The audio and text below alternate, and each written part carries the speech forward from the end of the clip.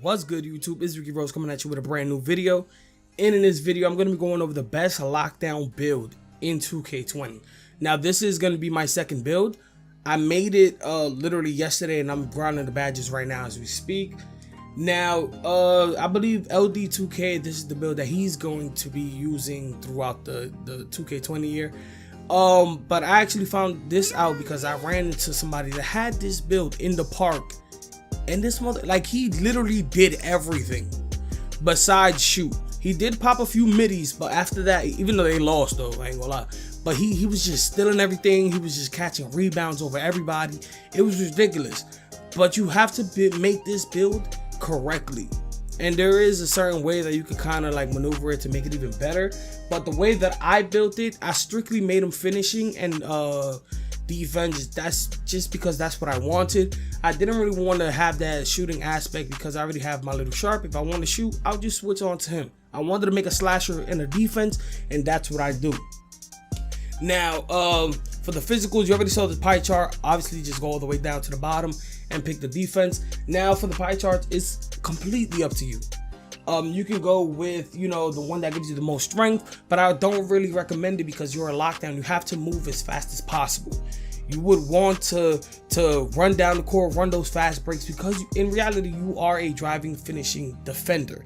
So even though the slasher comes secondary, that's what you would want to do. I recommend you go with the first pie just because it gives you the most speed. It gives you somewhat decent strength, even though that's going to go down a little bit. And the vertical is decent as well, so you will be able to snag, especially with the build that I'm going to give you. Your acceleration is also up as well.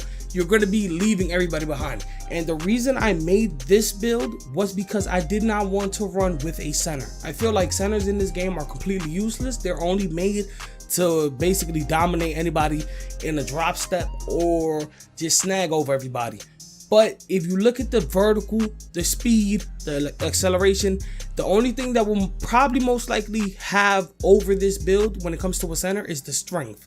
But you can honestly max that out if you want to, just by picking the whatever pie chart you want when it comes to your physicals. Now, I really did this build like no cap. I did it like a few times, like 3, 4, 5 times, because there is a way that you actually get a certain amount of badges when it comes to your driving and finishing.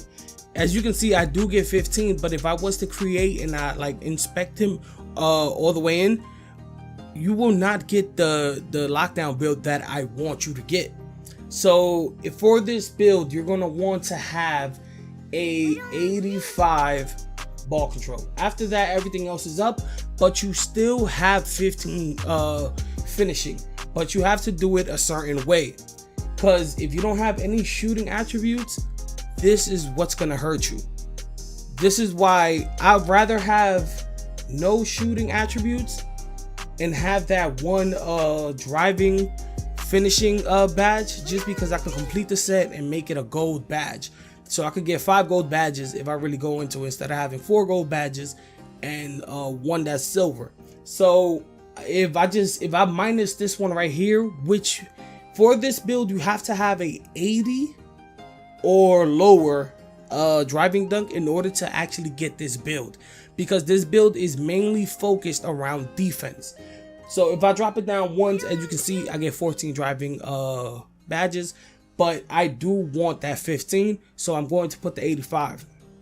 Now, for none of these, I'm not going to fill those in yet, just because I want to fill these in as fast as possible. The defense, obviously you want to max that out. Now, you do not have to max it out completely, because obviously you're inspecting a whole bunch of stats into it. As you can see right there, you actually lose a whole bunch of defense stats if you max it out completely, and those are stats that you can use towards anything else. Now, I think I already ran through it, and it doesn't even matter if you fill those up, because you don't get any shooting or playmaking badges. You only get the 1 shooting and the 1 playmaking.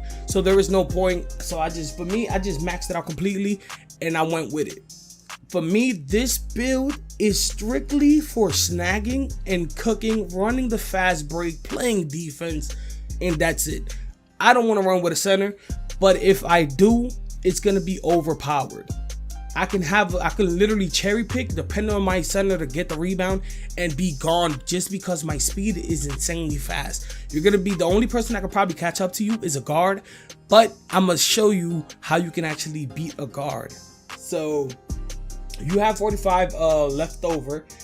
Now what I am gonna do is max out my passing accuracy, and the only reason I'm doing this is because remember I'm gonna make this is my build, my actual build that I made for my second character.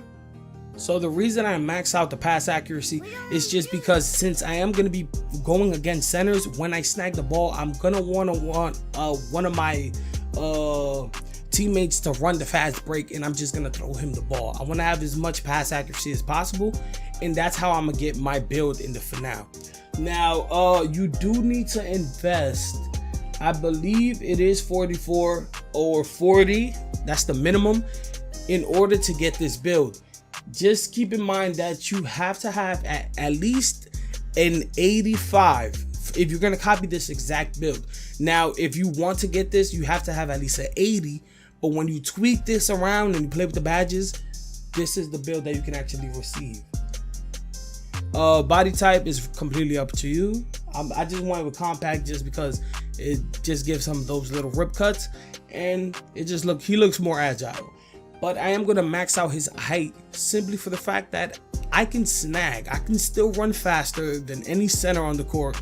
I can jump higher than pretty much any center on the court, even if they are a glass cleaner, because they're not gonna have a vertical due to the fact that they're like 7'1", 7'2", or even 7 feet. I think they cap out like around maybe 70. So depending on their build, there's a chance that their vertical might be a little higher than yours. But then again, you're gonna be way quicker, and with the badges, I'm pretty sure you're gonna be able to out-snag them if you box out immediately. Now for the weight, just a heads up, if you do put it at 200 and then you max out the wingspan, the strength goes down to 64. So what you want to do is actually put it at 201, and then you max out the wingspan and it stays at a 65 with the strength. That's the little tweak when it comes down to it. And you want to pick whichever one you want. Obviously I'm gonna go with the lockdown because that's what primarily I'm gonna be doing. Now the glass cleaning wouldn't be too bad if you have like those centers that are just out rebounding you and you can't do anything about it. So it's kind of good to have the glass cleaning, but then again, I'm just gonna go with the lockdown. I just feel like that just completes the build overall, and when you complete it, you do get the multi-position defender. So this build can basically lock up any position because you're 6'9". Believe it or not, there's actual centers that played in the league that's 6'9". So when you look at this, you can lock up any center. If you play your badges right, you can put post move lockdown and you can stop a paint beast like it is nothing. Glass cleaners lock, that you're basically the same build. You can stop them just by putting your hands up. As you can see, the similarities is Giannis, Paul George, Sean Marion. I kind of wish Sean Marion wasn't there, but whatever. But this is the build that I'm going to be going with. Your defense is fast enough to lock any guard that there is. You can keep up with pretty much any guard. You can stop any center, any shooting builds, because all your defense is pretty much up. And that's the build that I'm going to be going with. I still have my little sharp on the side though, just if I feel like shooting I can just switch up on them. But for right now, this is by far one of the most dominant builds that I've seen. Like I said, you can tweak it to your own liking. Obviously you can put up your mid and your 3.